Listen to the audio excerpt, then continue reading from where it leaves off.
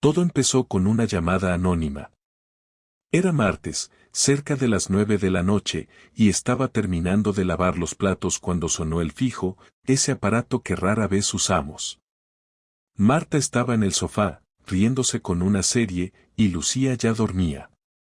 Contesté sin pensarlo, esperando que fuera una encuesta o algún comercial aburrido, pero lo que escuché al otro lado cambió mi vida para siempre.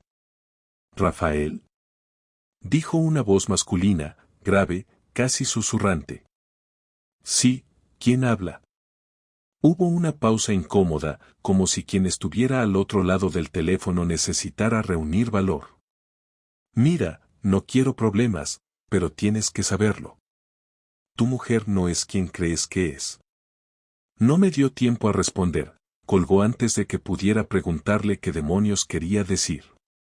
Me quedé con el auricular en la mano, mirando la pantalla que mostraba número desconocido. Volteé hacia el salón. Marta seguía riéndose, completamente ajena. Un escalofrío recorrió mi espalda.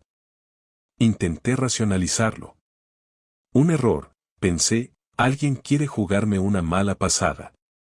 Pero algo dentro de mí no me dejaba tranquilo. Esa voz, tan segura, tan calmada, no sonaba a una broma. Dejé el auricular en su lugar y regresé al salón. Marta levantó la vista de la tele, me sonrió y preguntó. ¿Quién era? Nadie, una llamada equivocada, respondí, intentando que mi voz sonara normal. La observé más detenidamente mientras ella volvía a su serie. Parecía la misma Marta de siempre, pero en mi cabeza empezaron a acumularse preguntas. ¿Y si no lo era? ¿Y si esa llamada no era un error? Esa noche no pude dormir. Me desperté varias veces, recordando la voz, las palabras. Algo en mi interior me decía que no debía ignorarlo. Y así comenzó todo, con una llamada que, aunque breve, sería suficiente para desmoronar lo que pensé que era mi vida perfecta. Esa llamada quedó en mi mente durante días. Intenté ignorarla, pero las palabras resonaban como un eco que no se desvanecía. Decidí que no podía dejarlo pasar. Aunque no tenía pruebas, algo dentro de mí se había roto, y mi instinto me empujaba a buscar respuestas. Lo primero que hice fue observar a Marta con más detenimiento. No podía confrontarla sin nada concreto, no quería parecer paranoico. Así que empecé a prestar atención. El viernes por la noche fue el primer indicio de que algo no estaba bien.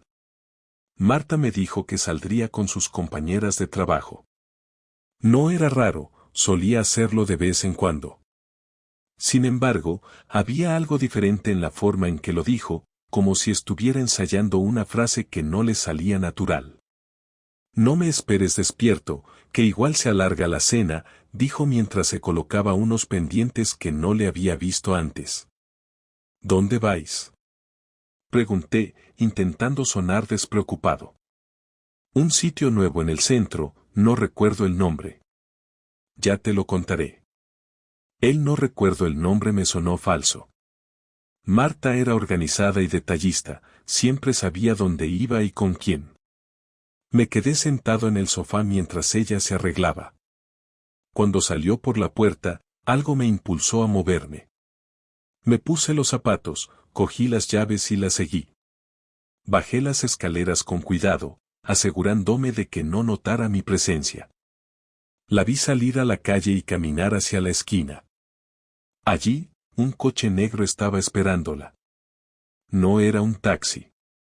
Marta abrió la puerta del copiloto y subió, riendo. Alcancé a ver al conductor, un hombre con gafas de sol, incluso a esas horas. No lo reconocí. Me quedé congelado por un momento, tratando de decidir qué hacer. No podía dejarlo así. Bajé la vista hacia mi móvil y llamé a un taxi. Seguí el coche negro desde una distancia prudente, intentando no perderlo de vista. Después de unos 10 minutos, se detuvieron frente a un restaurante elegante, uno de esos lugares donde nunca íbamos porque Marta decía que eran demasiado pretenciosos. El hombre salió primero, rodeó el coche y le abrió la puerta a Marta. Ella bajó, luciendo más animada de lo que la había visto en meses. Caminaban cerca, pero no se tocaban, como si quisieran mantener una apariencia casual. Entraron al restaurante, y yo me quedé afuera, sentado en el taxi, sin saber qué hacer. ¿Quiere que le espere?, preguntó el taxista. No, gracias.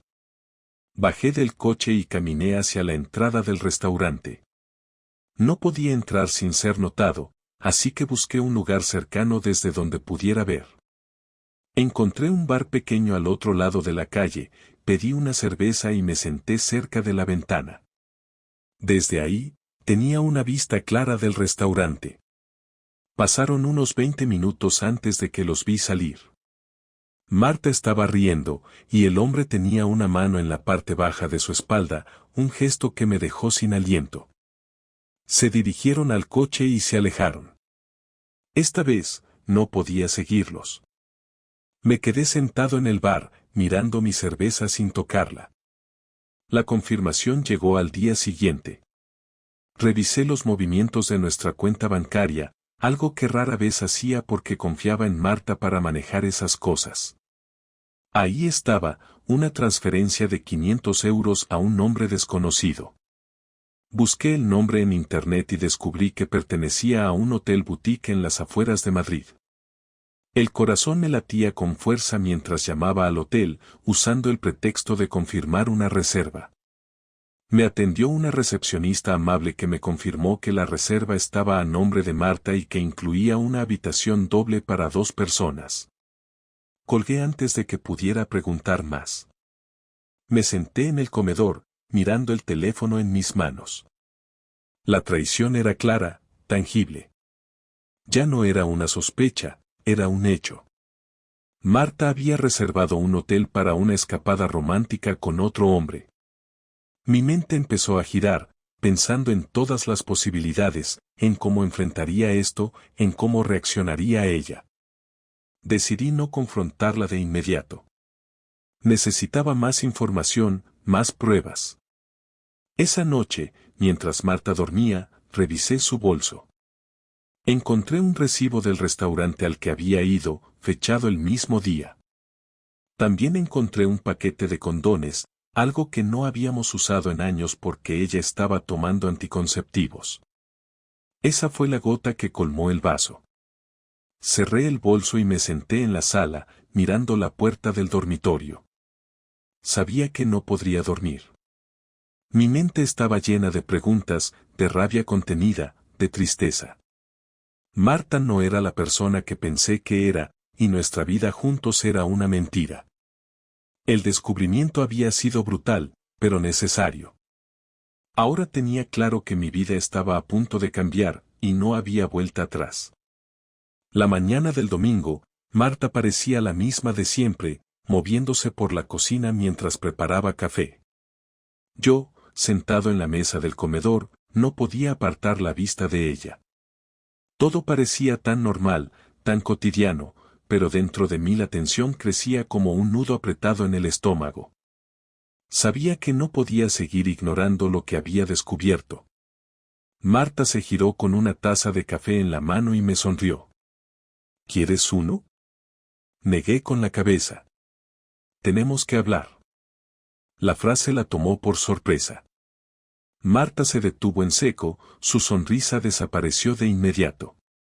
Sus ojos buscaron los míos, intentando descifrar qué venía a continuación. Claro, ¿de qué quieres hablar? Tomé aire, intentando controlar el temblor en mi voz. De lo que está pasando. De lo que tú estás haciendo. La confusión en su rostro fue instantánea, pero también breve.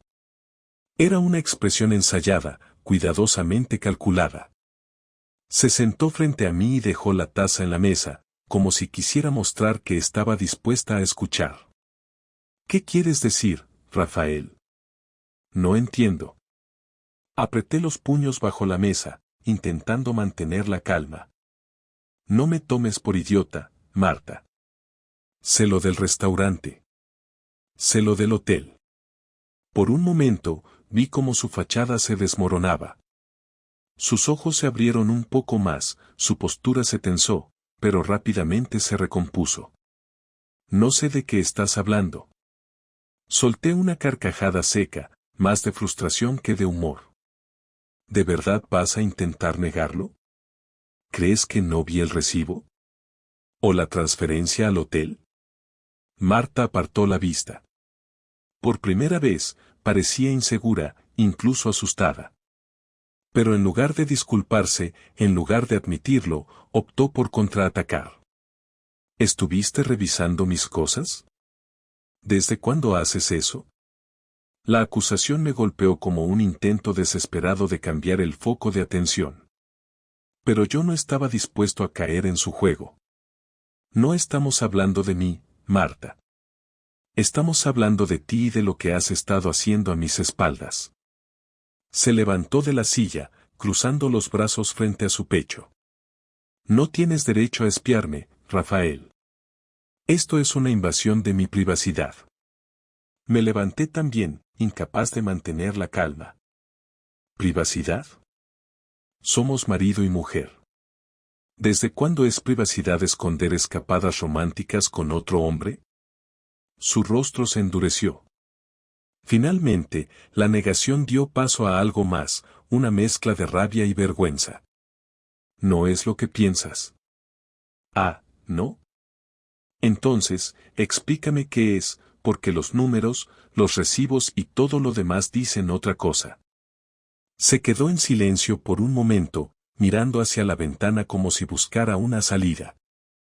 Finalmente, dejó escapar un suspiro pesado y volvió a mirarme. ¿Está bien? Sí, he estado viendo a alguien.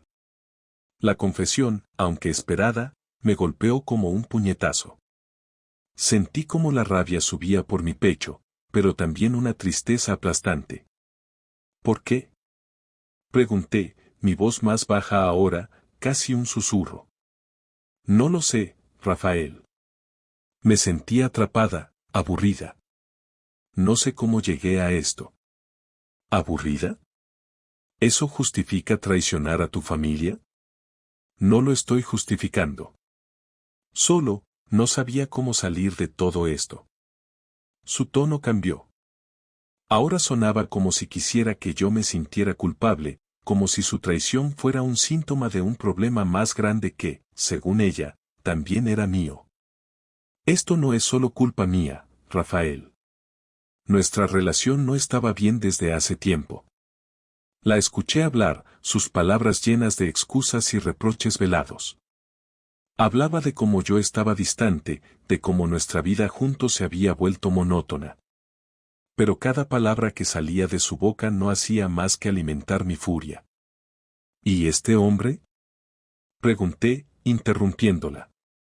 Marta bajó la mirada, como si el peso de la pregunta fuera demasiado. Se llama Javier. Es mi jefe. Sentí que mi estómago se revolvía.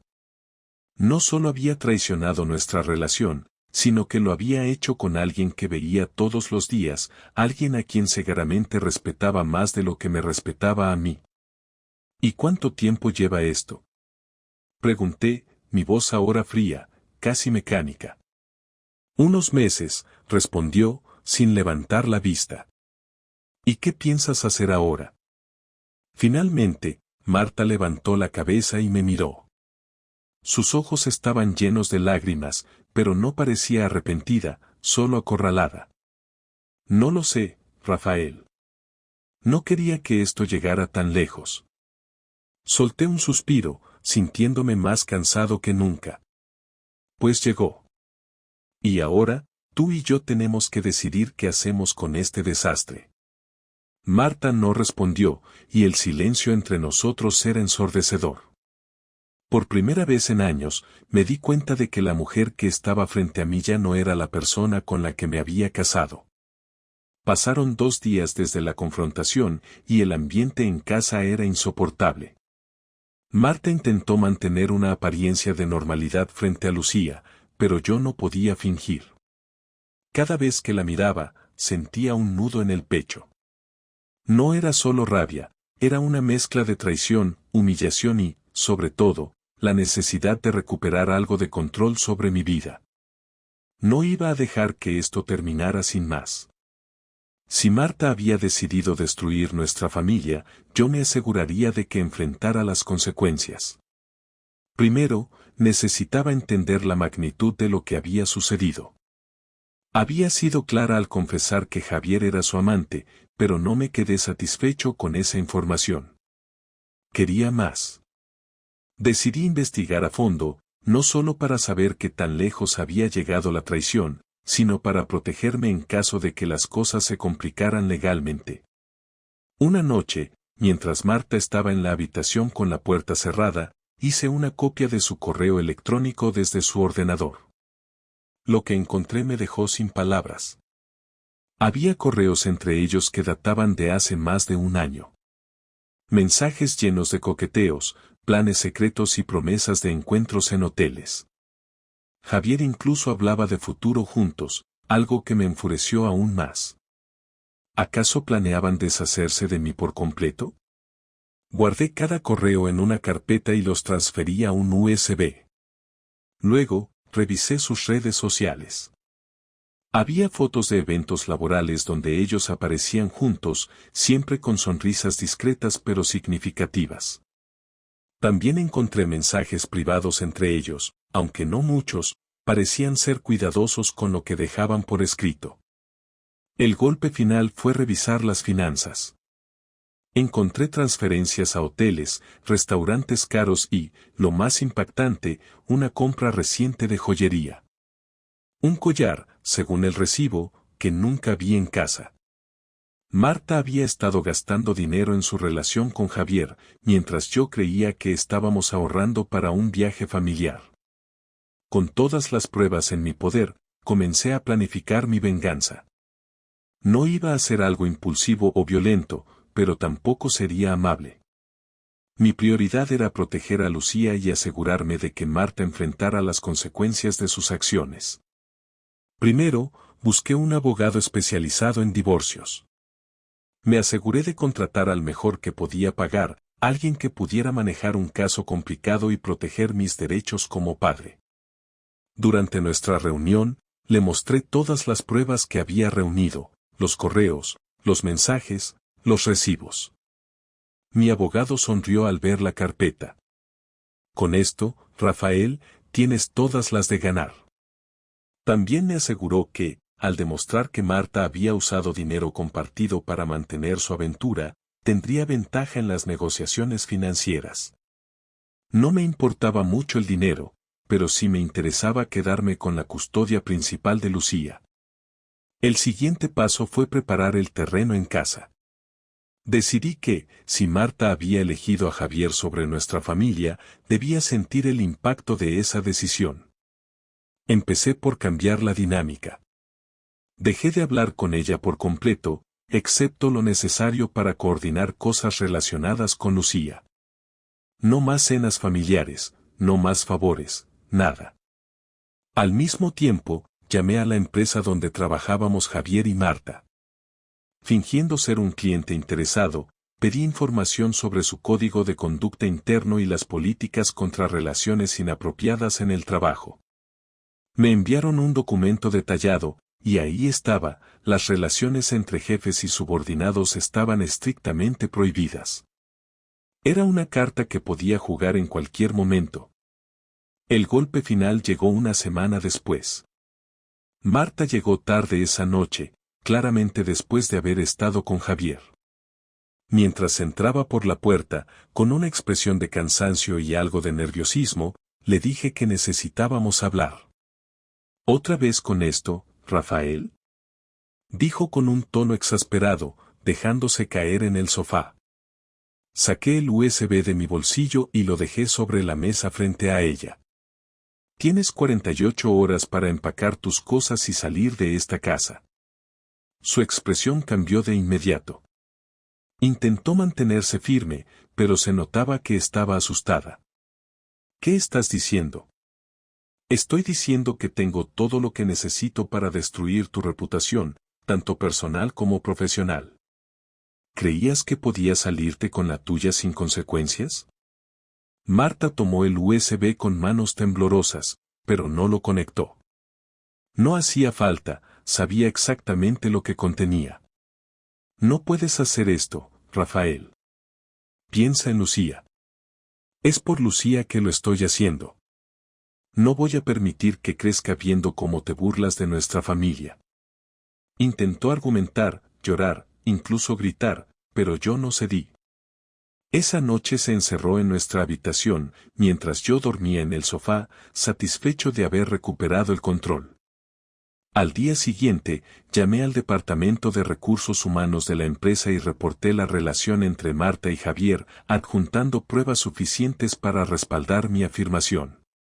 No sabía qué pasaría exactamente, pero estaba seguro de que ambos enfrentarían repercusiones graves. Cuando Marta finalmente dejó la casa, me sentí liberado. No era una victoria alegre, pero era una victoria al fin y al cabo. Había tomado las riendas de una situación que amenazaba con destruirme, y ahora tenía el control de mi futuro y el de mi hija. El día que Marta dejó la casa, la atmósfera era tensa, cargada de silencios incómodos y miradas evitadas. Había recogido la mayor parte de sus cosas en maletas apiladas junto a la puerta. Lucía estaba con mi madre, para que no tuviera que presenciar lo que estaba por suceder. Aunque sabía que la salida de Marta era inevitable, no podía evitar sentir una punzada de dolor al verla partir. Habíamos compartido más de una década juntos, y ahora todo terminaba de la manera más amarga.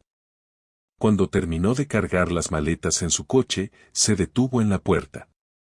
¿Puedo hablar contigo antes de irme?, preguntó, su voz más suave de lo que había sido en semanas.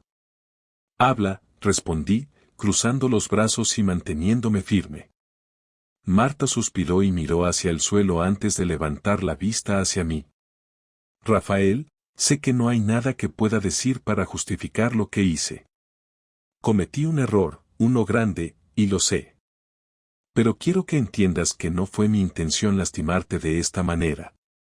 Su tono era sincero, pero no me conmovió. Había pasado demasiado tiempo sintiéndome traicionado, humillado y manipulado como para aceptar sus palabras como algo más que un intento tardío de absolución.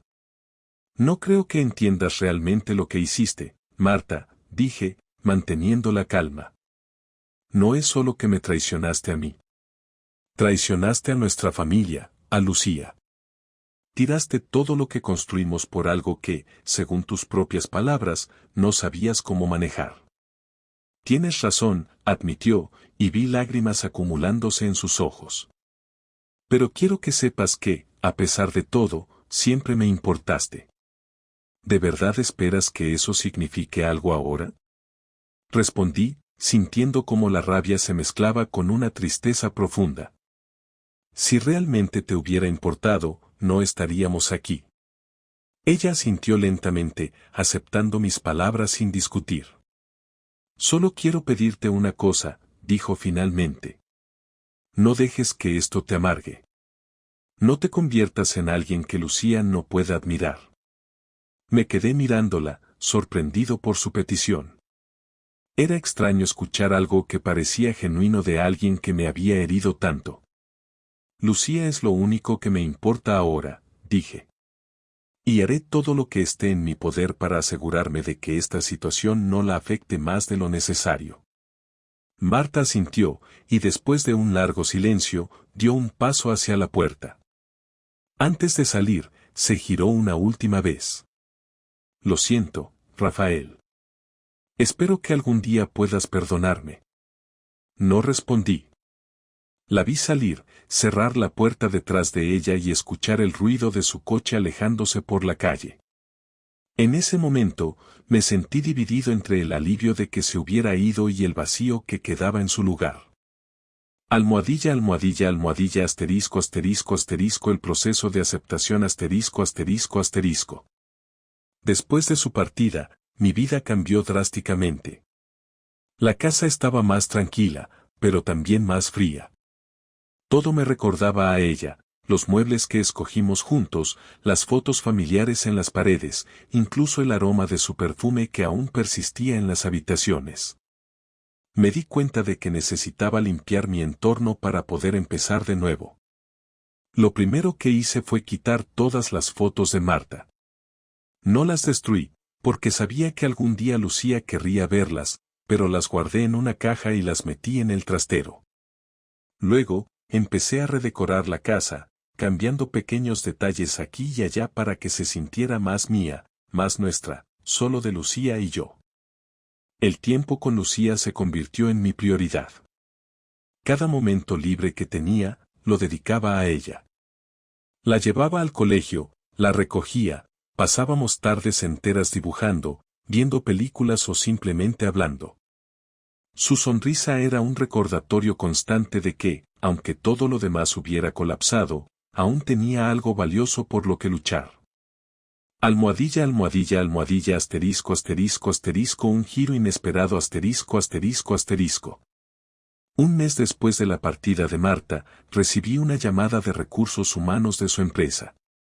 La investigación sobre su relación con Javier había concluido. Ambos habían sido despedidos por violar las políticas internas.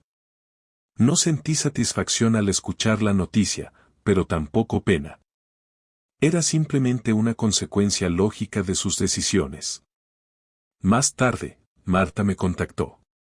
Quería discutir los términos del divorcio y proponer un acuerdo sobre la custodia de Lucía. Aunque la conversación fue tensa, logramos llegar a un acuerdo.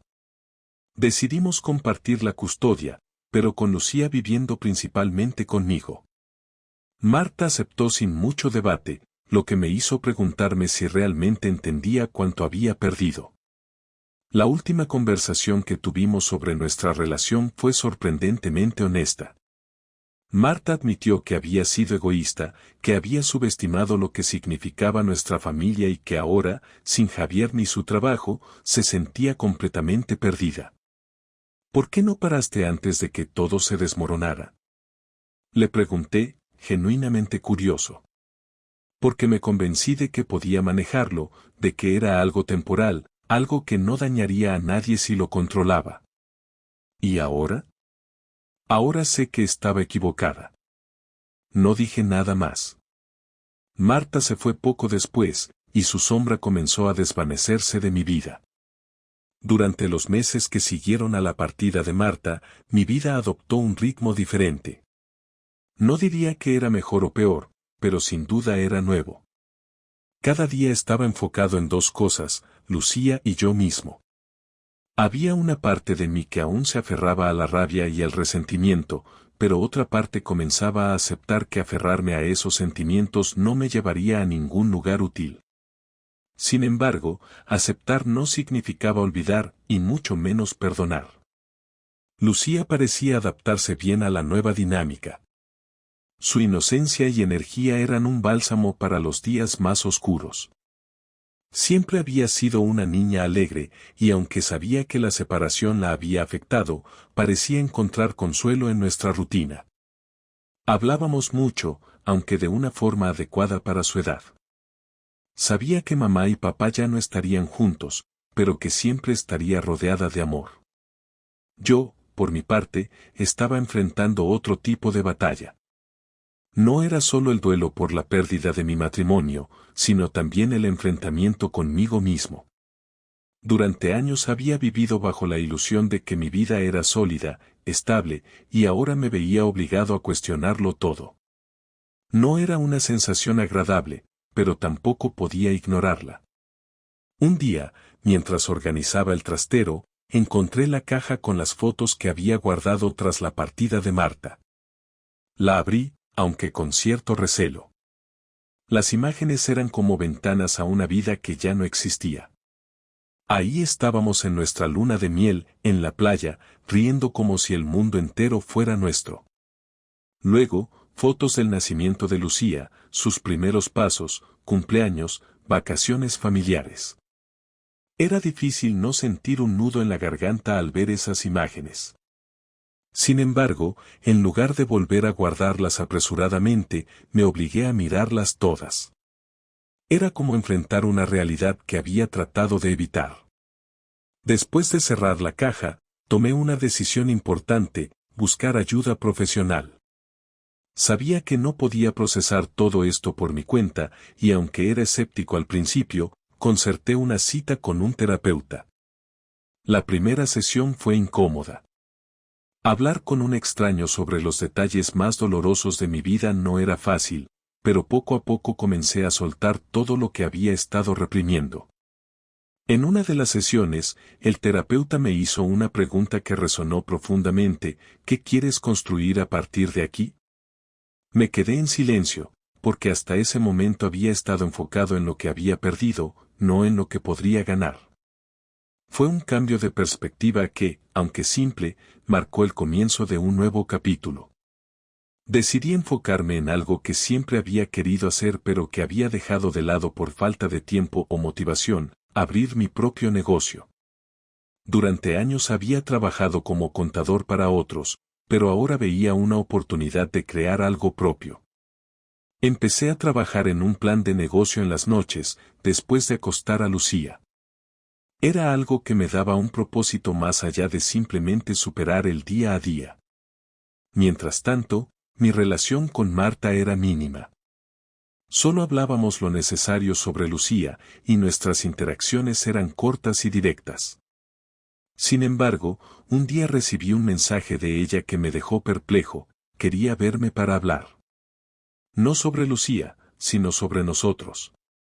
Nos encontramos en un café cerca de su nuevo apartamento. Marta llegó puntual, algo que siempre había sido parte de su carácter. Se veía más delgada y cansada, como si el peso de las decisiones que había tomado finalmente estuviera pasando factura. «Gracias por venir», dijo, mientras se sentaba frente a mí. «Dijiste que querías hablar. ¿De qué se trata?». Marta tomó un sorbo de su café antes de responder. «He estado pensando mucho en lo que pasó. En lo que hice. Y sé que no puedo cambiarlo, pero quería decirte que lo siento de verdad. No solo por la traición, sino por cómo te hice sentir». La sinceridad en su voz era evidente, pero no era algo que estuviera dispuesto a aceptar sin más. «Marta, lo que hiciste no solo destruyó nuestro matrimonio, sino también la confianza que teníamos. No es algo que se pueda arreglar con una disculpa».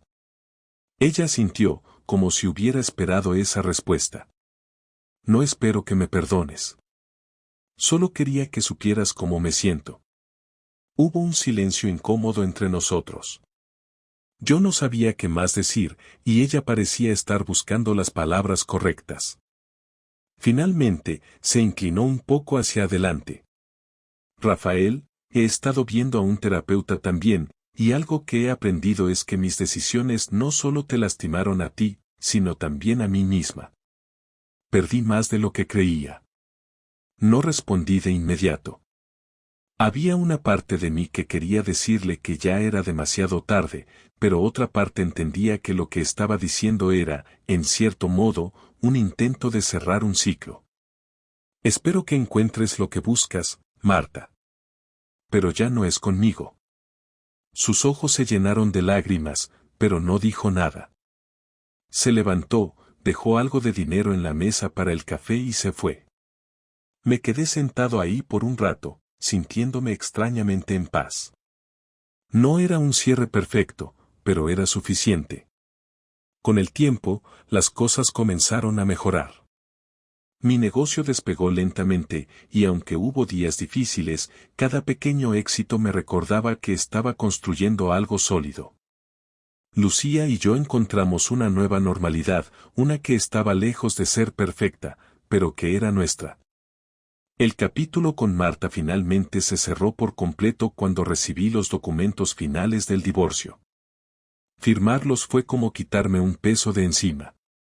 Había sido un proceso largo y doloroso, pero ahora estaba listo para mirar hacia adelante. No sabía qué me deparaba el futuro, pero por primera vez en mucho tiempo, no me daba miedo. Había aprendido a confiar en mí mismo y en mi capacidad para seguir adelante, sin importar lo que hubiera quedado atrás.